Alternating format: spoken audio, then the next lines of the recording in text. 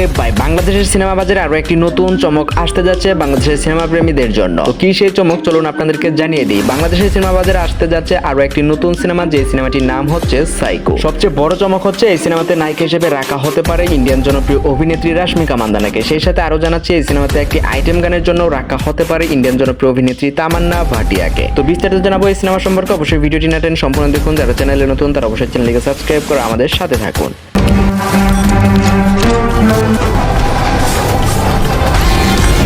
বাংলাদেশের সিনেমা বাজার সাক্ষী হতে যাচ্ছে একটি অন্যরকম সিনেমার, যে সিনেমাটিকে পরিচালনা করবেন মেহেদী হাসান হৃদয়। এই সিনেমাতে সাকিব খান ও রাশমিকা মান্দানার অভিনীত সাইকো সিনেমাটি নিয়ে আসতে যাচ্ছে বাংলাদেশের সিনেমা বাজারে এক বিশাল বড় জট। এই সাইকো সিনেমাতে সাকিব খানকে দেখা যাবে একটি জটিল ও অন্ধকারাচ্ছন্ন চরিত্রে, যেই রকম চরিত্রে বাংলাদেশের মানুষ এর আগে সাকিব খানকে কখনোই দেখতে পায়নি। এটি হতে যাচ্ছে সাকিব খানের ক্যারিয়ারের অন্যতম একটি নতুন চরিত্র। এই চরিত্রটি তার ক্যারিয়ারের অন্যতম একটি চ্যালেঞ্জিং কাজও হতে চলেছে। শুধু তাই নয়, এই সিনেমাতে নায়িকা হিসেবে দেখা যেতে পারে দক্ষিণ ভারতের অন্যতম জনপ্রিয় অভিনেত্রী রাশমিকা মান্দানাকে, যে রাশমিকা মান্দানার অসংখ্য ভক্ত রয়েছে এই বাংলাদেশে সিনেমা বাজারে। তাছাড়া আরো যতটুকু শোনা গেছে যে এই সিনেমার একটি আইটেম গানও রয়েছে, আর এই আইটেম গানের জন্য নাকি সিলেক্ট করা হতে পারে ভারতের জনপ্রিয় অভিনেত্রী তামান্না ভাটিয়াকে, যিনি আইটেম গানের জন্য বেশ জনপ্রিয় হয়ে উঠেছেন বর্তমান সময়ে। তো সত্যিকার অর্থে যদি তামান্না ভাটিয়াকে একটি আইটেম গানের জন্য রাখা হতে পারে, তাহলে তো এই সিনেমাটি একটি ইতিহাস গড়বে, এটি আর বলার ভাষা রাখে না। সাইকো শুধু একটি সিনেমা নয়, এটি হতে যাচ্ছে একটি নতুন অভিজ্ঞতা বাংলাদেশের সিনেমার জন্য।